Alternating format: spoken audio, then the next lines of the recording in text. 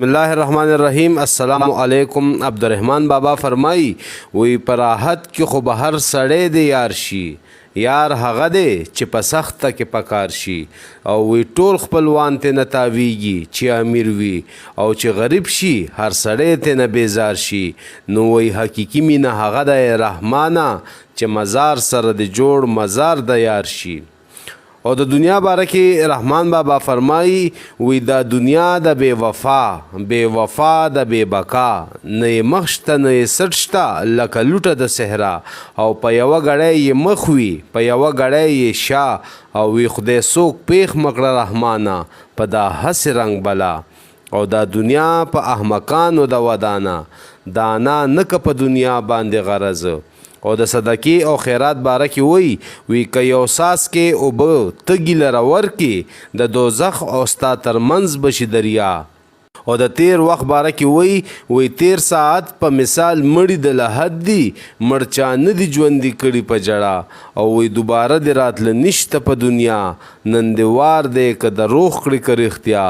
او د دنیا باره کې وی چې دلته دم او قدم دواړه په حساب دي، پل غلط په لاره میږ د بې حسابه. او بابا فرمایی وی خپل صفت د خپل خدای نه مزه نه کړي، بلبلان به د صفت کړي که ته ګل شوي. او وی د خلیل تر کعبې دا کعبه د لویه، که آباد که څوک ویران حرم د زړه. او یو څو شعرونه نور دي وی کر د ګل وکړه چې سیمه د ګلزار شي، ازغي مکره په خپو کې به د خار شي. او وی ته چې بل په غشو ولې هسې پویشه چې همدا غشی بستا په لور گزار شي. او وی کوې مکنه د بل سړي په لار کې چرستا به د کووي په غاړه لار شي. آدمزاد په معنی واړه یو صورت دی، هر چې بل ازاروي هغه ازار شي. او وی کته نه کوي نظر د چاو عیب ته، نو هر سړی بستا د عیب پردهدار شي.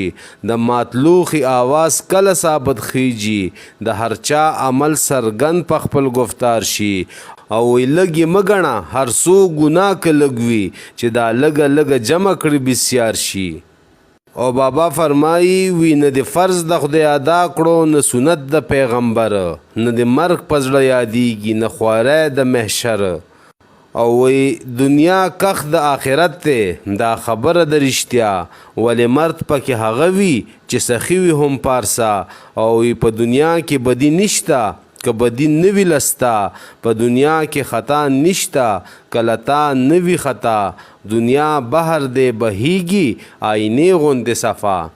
او وی هر ژوندی چې د مرده په قبر ورشي، بس ته دومره نصیحت په دا دنیا.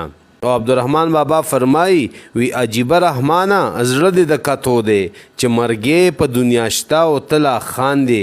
او اخره کې وی د رحمان وینا به هله در په یاد شي، چې د یو دیوال ته مخ بل ته د شاشي.